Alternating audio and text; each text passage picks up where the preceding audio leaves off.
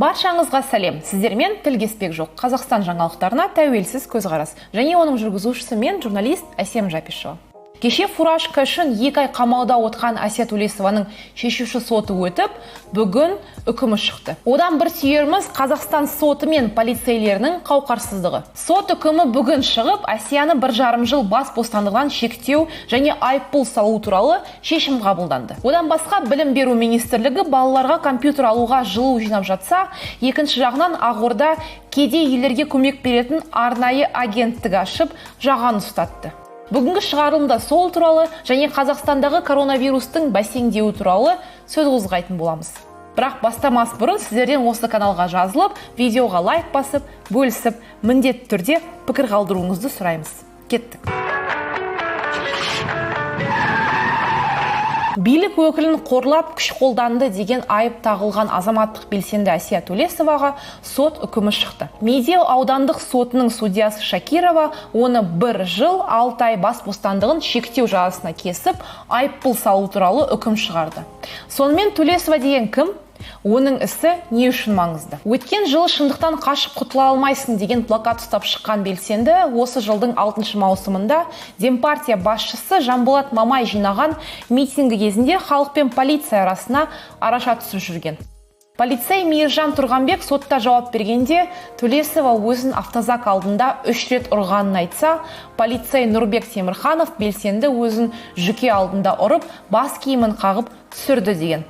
Нұрбек Темірханов, Тасқын Талдыбаев, Ернат Сабалақов, Ұлан Абибола мен Тілек Төлегенов сот кезінде Әсия Төлесованың «Гад, и ты гад, мерзкие менты, никто из вас не достоин носить форму» деген сөздеріне қорланғанын айтқан. Әсия Төлесова болса, сотта бұл әрекетін полиция адамдарды жас кәріге қарамай заңсыз ұстай бастағанда, оларға сот араша түсіп, полиция өзіне күш қолданғанымен түсіндірген.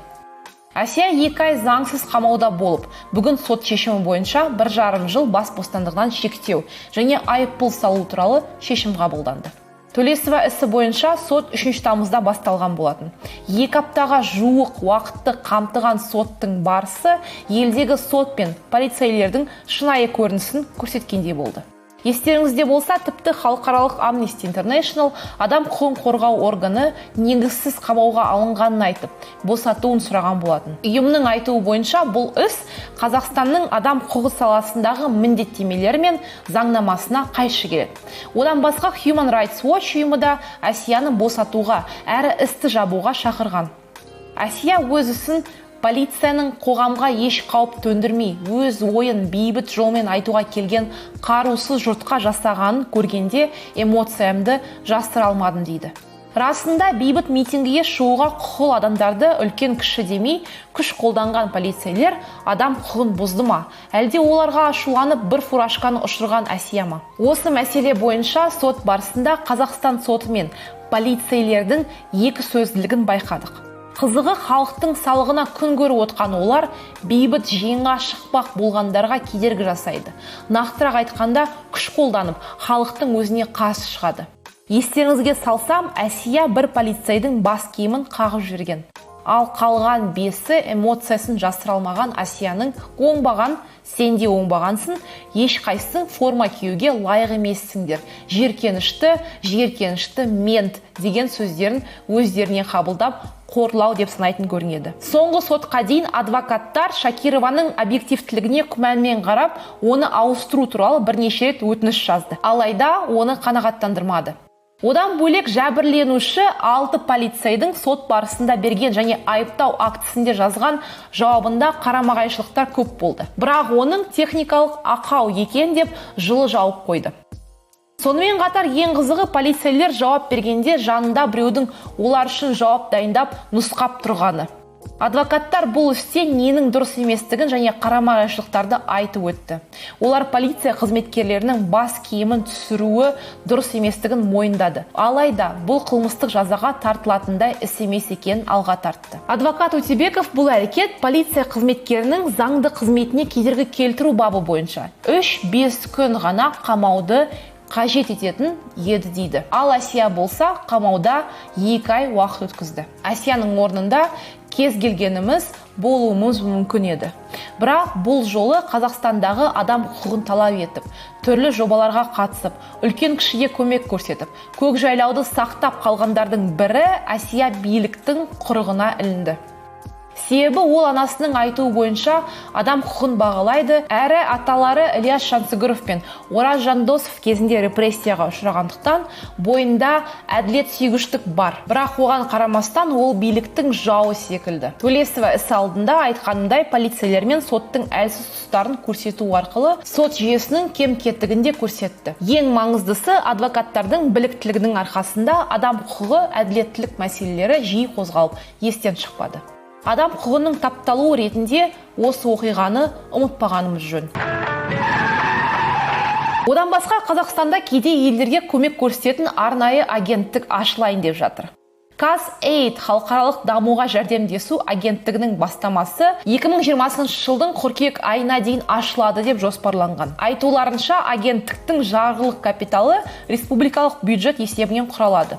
Бұл өзге елдер алдында көзбояушылыққа толы бедел жинаума деген сұрақ туындайды. Қоса кететін нәрсе, тәуелсіздік алғаннан қазіргі уақытқа дейін Қазақстан өзге елдерге көмек ретінде $500 миллион көп қаражат берген. Деректер бойынша оның $100 миллион 17-18 жылдары берілген. Бұл агенттікті ашу жоспары бұрыннан талқыланып келеді дейді. Алайда жылдар бойы қабылдамай, осы пандемия кезінде қабылдағандары өте қызық. 2017 жылы ұсынған кезде мәжіліс депутаты Мәулен Әшімбаев былай деген болатын: өзіміздің Қазақстанда проблемалар көп бола тұра, өзге елдерге көмек көрсетудің қажеттілігі жоқ деп санайтын пікірлер бар екенін білемін. Бірақ ресми көмек беру қайырымдылық пен бір реттік көмек емес, саяси мақсаттарға қол жеткізуге арналған ұтымды саясат құралы екенін ұмытпаған жөн.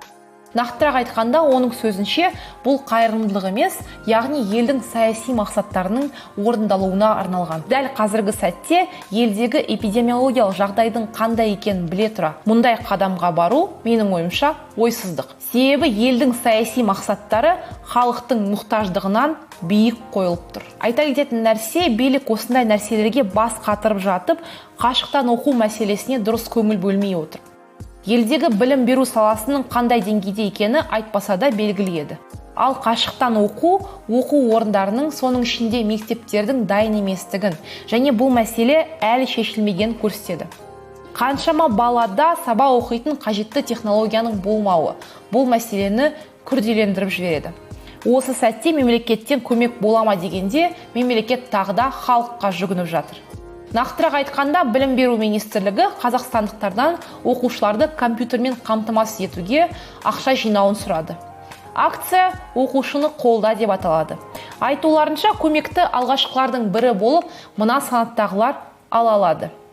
Ең бірінші көмек жетім балаларға көрсетіледі. Атаулы әлеуметтік көмек алатын, әккі алмайтын және кірісі күнкөріс деңгейінен төмен. Ата-анасы мүгедек немесе көп балалы, жалғыз басты ата-анасы бар отбасылардың балалары алады. Есептеп көрейік. Жақында ғана Астанадағы Қабанбай Батыр даңғылының жаңа жолын одан да жаңа жолға ауыстыруға 91 миллиард теңге кеткен. 300 мың оқушының компьютері жоқ дейді. Астанадағы бір жолдың ақшасы солардың бәріне су жаңа, бағасы 300 мыңнан асатын компьютер алуға жетер еді. Компьютерді бұлай қойып, мектептерге әжетханалар мен қаншама кітапхананы жабдықтауға болар еді. Одан басқа елдегі коронавирус жағдайын талқыламағалы көп уақыт өтті. Бәлкім биліктің бізге көзбояушылық үшін беретін жалған статистикасынан жалыққанымыздан болар. Бәлкім жағдайдың сой айтпақшы ретке келуі шығар. Естеріңізде болса, Біртанов мамыр айының соңына дейін 5300 адам вирус жұқтырады деп айтқан болатын. Оның болжамнан бері 3 ай уақыт өтті. Елде вирус жұқтырғандар саны ресми ақпарат бойынша 100 мыңнан асып кетті. Ал халықаралық ұйымдардың есептеуі бойынша олардың саны 111 мыңнан асқан. Себебі олар пневмония жағдайында есепке алып отыр. Жалпы статистиканы біріктірсе де, біріктірмесе де бәрібір ғой. Оны қайтеміз деген пікірлер болуы мүмкін. Алайда бұл бізге елдегі жағдайдың нақты картинасын беретінін ұмытпағанымыз жөн. Сонымен қатар билік бізге берген уәдесін орындамады. Бұл үлкен рөл ойнайды. Премьер-министр Асқар Мамин елдегі жағдайдың жақсарып келе жатқандығына мынандай деректер келтірді. Вирустың орташа өсу қарқыны 0,84-ке дейін төмендеді. Ал 10 күн ішінде Қазақстан Республикасында коронавирустың орташа репродуктивті коэффициенті 0,92-ден 0,82-ге дейін төмендеді. Жазылып кеткендердің үлесі 73%, қалғандары қажетті ем алады. Сонымен қатар төсек орынның бос болмауы 61%-ға, жедел жәрдем шақыру 62%-ға азайды. Нәтижелер қабылданған шаралардың тиімділігін көрсетеді. Еліміздегі санитарлық эпидемиологиялық ахуал тұрақты, коронавирустың барлық көрсеткіштері төмендеуде. Мамин биліктің әдеттегі жасайтын ісін жасады. Жағдайдың реттелуін осылай түсіндірді. Қызығы, сенбі күні 1011 адам тіркелсе, жексенбі күні 159 жағдай тіркелген екен.